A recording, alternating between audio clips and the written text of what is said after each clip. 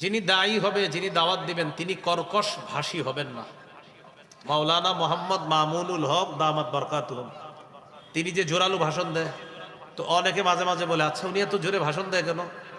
তো আমি তার একটা বক্তব্য দেখছিলাম, তিনি বলছিলেন, আমার ভাষণ কেউ যদি কোরআন সুন্নাহ বহির্ভূত প্রমাণ করতে পারে, তো আমি এই পদ্ধতিতে আর ভাষণ দিব না। কতটা কনফিডেন্স, আত্মবিশ্বাস থাকলে চ্যালেঞ্জ দিতে পারে।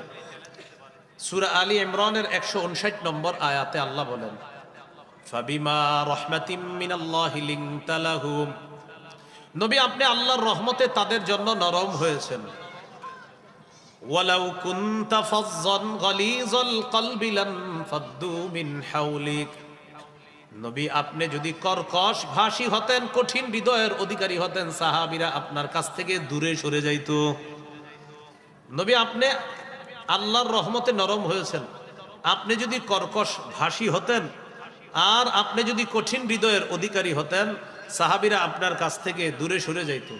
এখান থেকে বুঝলাম দাওয়াতের ভাষা হবে নরম, কর্কশ ভাষী হওয়া যাবে না। তবে বলেন সবাই, তবে সবাই সবাই বলেন, তবে মুনাফিকদের বিরুদ্ধে, জালেমের বিরুদ্ধে কিছু বলার সময় কঠোর ভাষা প্রয়োগ করা, কঠোর ভাষা ব্যবহার করা দোষণীয় নয়, প্রশংসনীয়। কি বললাম?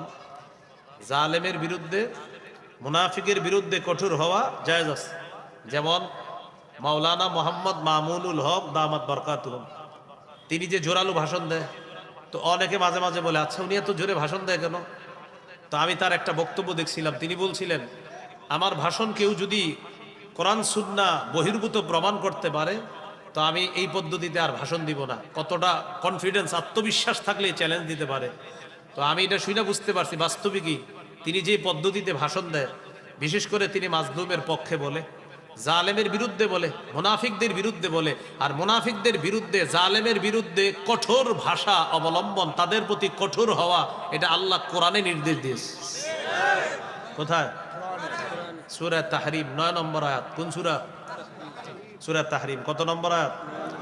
9 নম্বর আয়াত, 28 পারা 20 নম্বর পৃষ্ঠা। আল্লাহ তাআলা বলেন, ইয়া আইয়ুহান নাবিয়্যু জাহিদিল কুফফার ওয়াল মুনাফিকিনা ওয়াগলুজ আলাইহিম,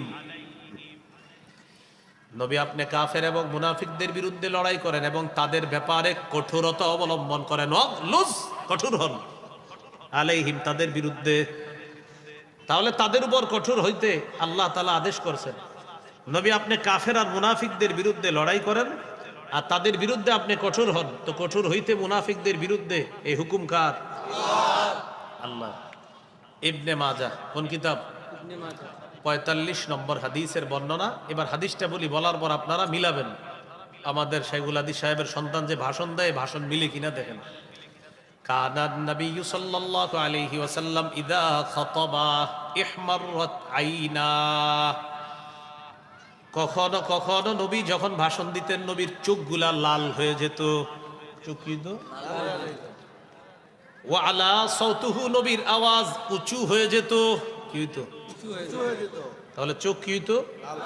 আওয়াজ উঁচু হয়ে যেত। ওয়াশতাদ্দা গদাবুহু, নবীর রাগ খুব বেড়ে যাইত। কি হইতো? তাহলে রাগ বাড়া, চোখ লাল হওয়া, আওয়াজ উঁচু হওয়া, কি আসেনি হাদিসে? এই জন্য কারো বিরোধিতা করার আগে আপনি শিউরে নেবেন যে আমার বিরোধিতাটা সঠিক কিনা। কানান নবিয়্যু সাল্লাল্লাহু আলাইহি ওয়াসাল্লাম ইযা খাতাবা, রাসূলুল্লাহ সাল্লাল্লাহু আলাইহি সাল্লাম যখন ভাষণ দিতেন, ইহমাররাত আইনা, নবীজির চোখ দুইটা লাল হয়ে যেত। ওয়া আলা সাউতুহু, আওয়াজ উঁচু হয়ে যেত। ওয়াশতাদ্দা গদাবুহু, প্রচন্ড রাগ বেড়ে যাইত নবীর।